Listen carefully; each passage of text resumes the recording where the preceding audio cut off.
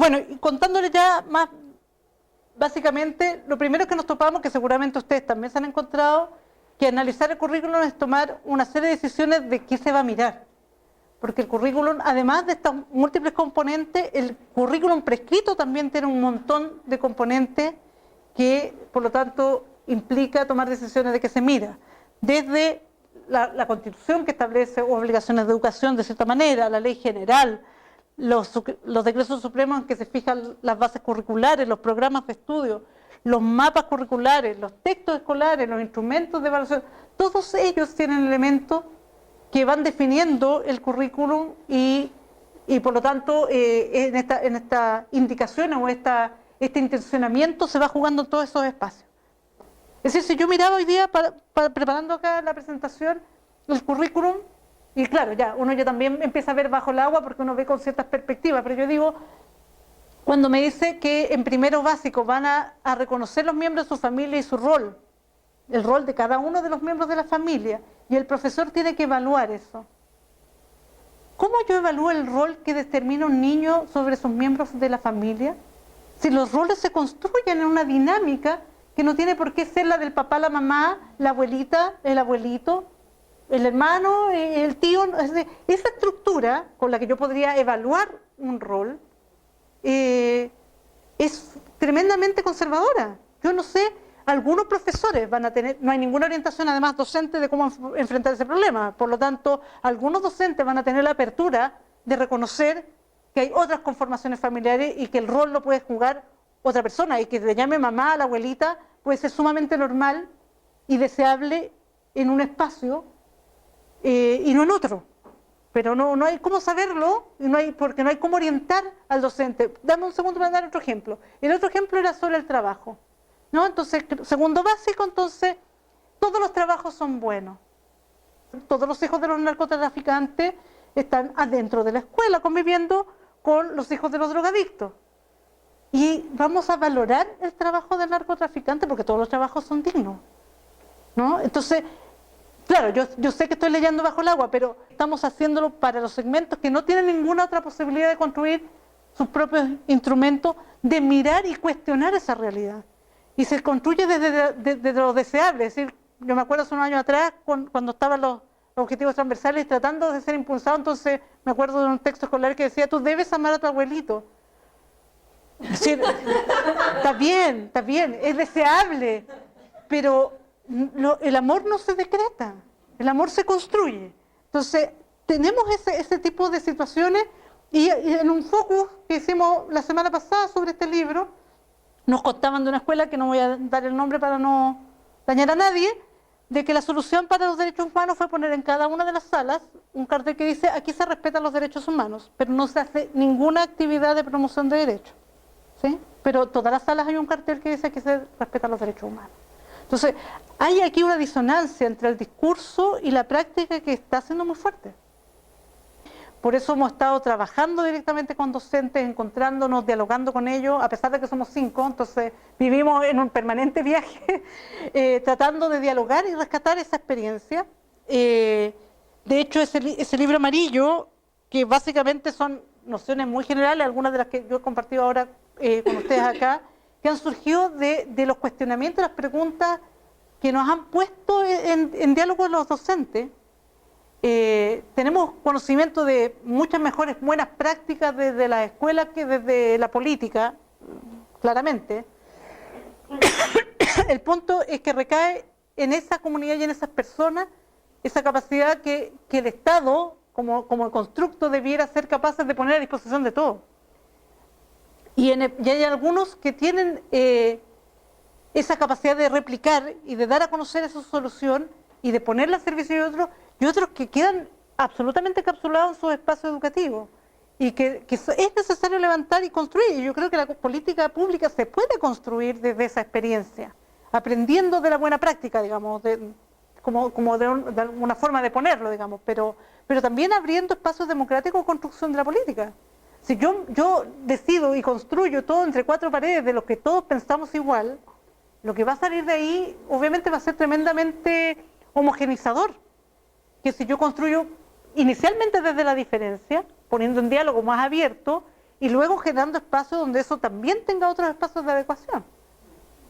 Y no ha sido posible. Es decir, yo conozco casos, es decir, la política de sexualidad que no existe, porque hay una política de sexualidad que dice que la responsabilidad es de la familia.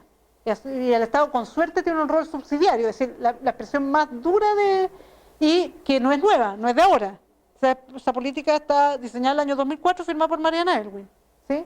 Donde se retrae justamente por el problema ideológico de enfrentar cómo se aborda este tema en un espacio, y la sexualidad particularmente genera tanto como la historia tensiones en los espacios educativos. El resto pasa lo mismo, si uno clasifica los animales de una forma o de otra, o si prende la matemática sumando hacia abajo o hacia el lado, la verdad que a nadie le importa, pero estos temas son los que generan ese debate y que genera esa tensión que pone toda la atención sobre esas discusiones y por lo tanto todos los cerrojos de cómo se resuelve. Pero así como se niega, y parte del, es decir, la sexualidad ha pasado a ser parte del currículum negado de este país en términos prescriptivos, se ha puesto afuera. Y vean ustedes cómo se las arregla, si se quieren arreglar o no en ese tema. Pero hay escuelas que han resuelto muy bien. Hay escuelas donde tienen niños transexuales que tienen su propio baño, que es el baño de los profesores, que es el espacio protegido donde ellos pueden resolver necesidades básicas sin exponerse a riesgo y respetando su identidad. Pero también las hay escuelas donde a los cabros los golpean por vestir de A o de B sin tener los genitales correspondientes, ¿sí? Entonces, y esa es la preocupación que nos da a nosotros, porque eso es posible, porque hay una estructura que permite que el reglamento escolar determine que eso es válido, ¿sí? Y por eso nos interesa esa estructura que avala rescatando el valor de las resoluciones distintas. ¿Sí?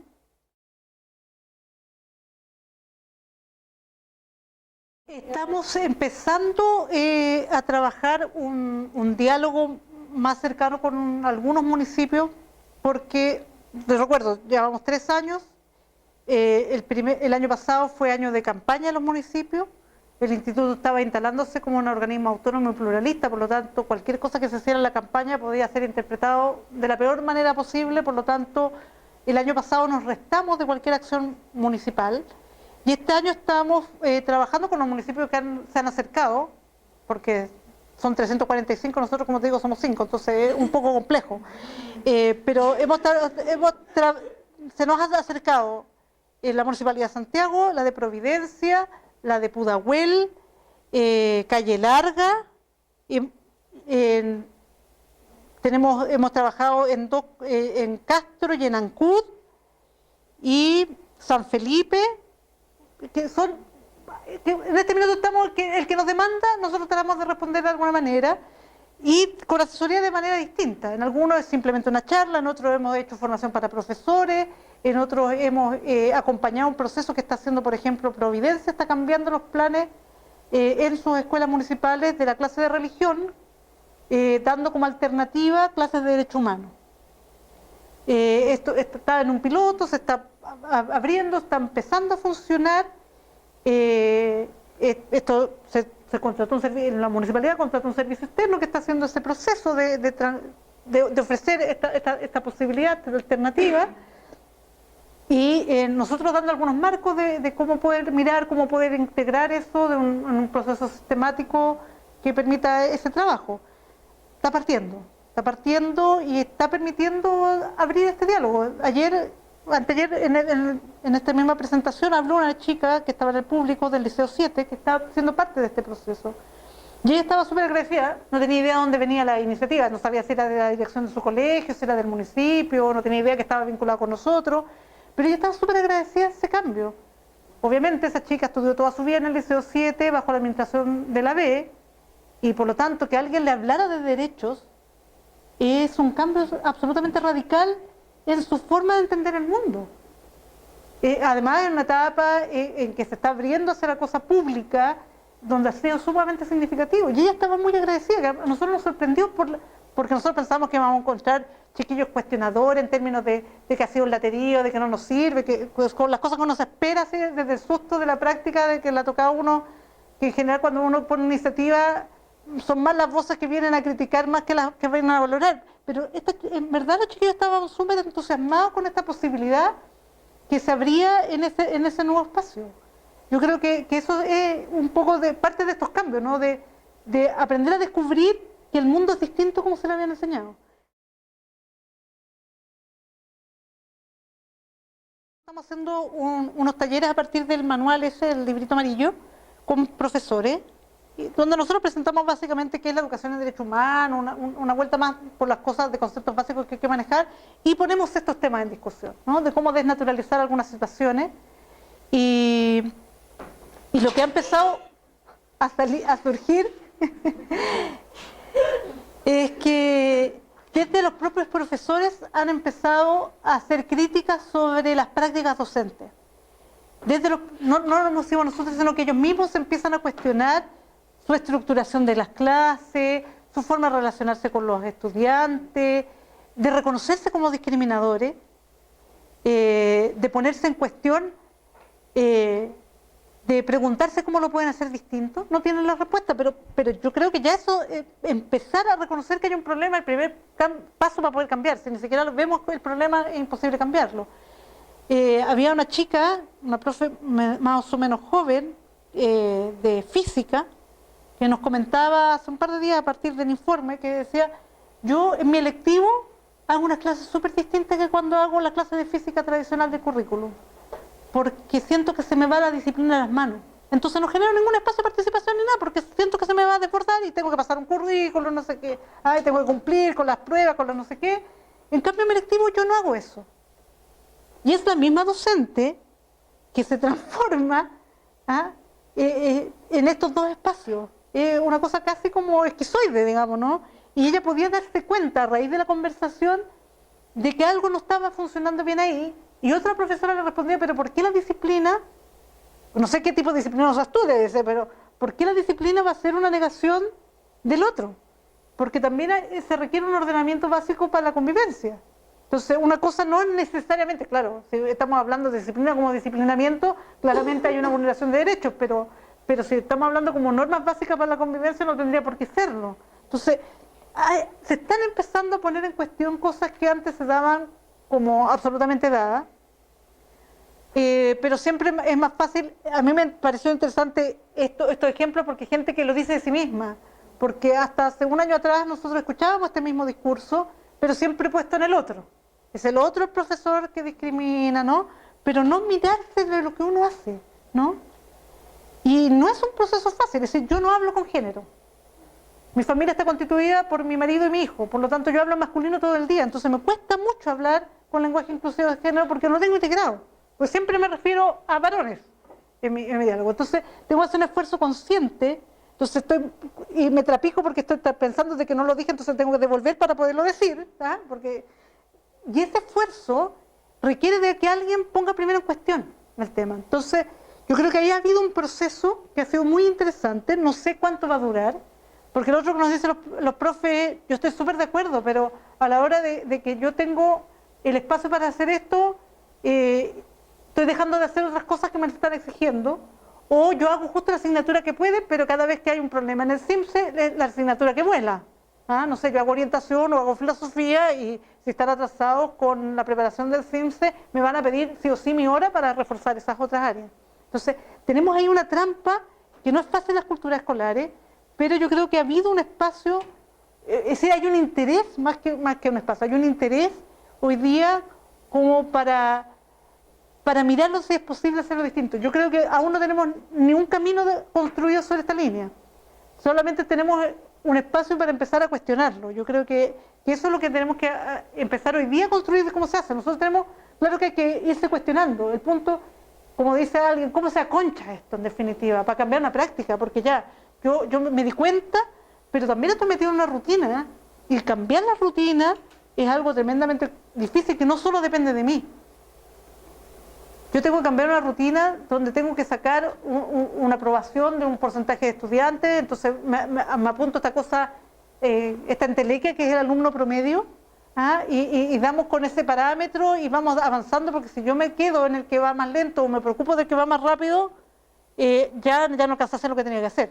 Entonces, tenemos ahí esta noción de que todos tienen que aprender al mismo ritmo y todos tienen que creer el egreso oportuno, que es algo que yo tenía súper naturalizado hasta que alguien de Uruguay me dijo, pero ¿qué es eso del ingreso oportuno? Pero bueno, que los niños salgan a tiempo, pero ¿por qué tienen que salir en el tiempo? Es decir, me lo cuestionaba porque me dijo, yo me tomé 12 años para sacar una carrera de 4. Y yo no estaría aquí si yo no hubiera tenido esa posibilidad de hacerlo. Me habrían echado al tiro, entonces en Chile yo no habría podido ser lo que soy si no hubiera tenido esa posibilidad de estudiar al ritmo que podía estudiar, que era un curso por semestre, porque tenía que trabajar. Entonces pone en cuestión todo un modelo que nosotros tenemos normalizado. Es decir, los niños tienen que ir todos en grupo, que también todo nuestro sistema escolar está armado en función del sistema, no de los niños, ni de las niñas, ¿no? El sistema está hecho para que sea más fácil administrarlo. Entonces tenemos estos grupos homogéneos en edad que tienen que ir avanzando por bloques. Ni importa si uno como va en matemáticas y pésimo en arte o viceversa, todos tienen que avanzar en el mismo bloque, en vez de estar en bloques móviles. Es decir, existen formas distintas de pensar el cuento. Nosotros no nos hemos permitido pensarlo distinto porque toda nuestra estructura ha sido defender el sistema.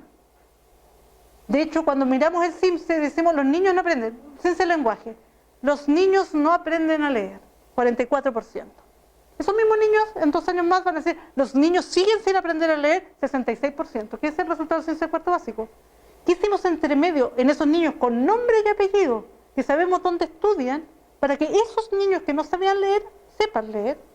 ¿Qué hicimos ahora? No, vamos a hacer algo en la escuela para que la próxima generación, una de esas mejores, tenga la oportunidad. Pero no hicimos nada con los niños. ¿Sí? Entonces hemos perdido el sujeto de la educación y lo que hacemos es defender el sistema educativo sin sus sujetos.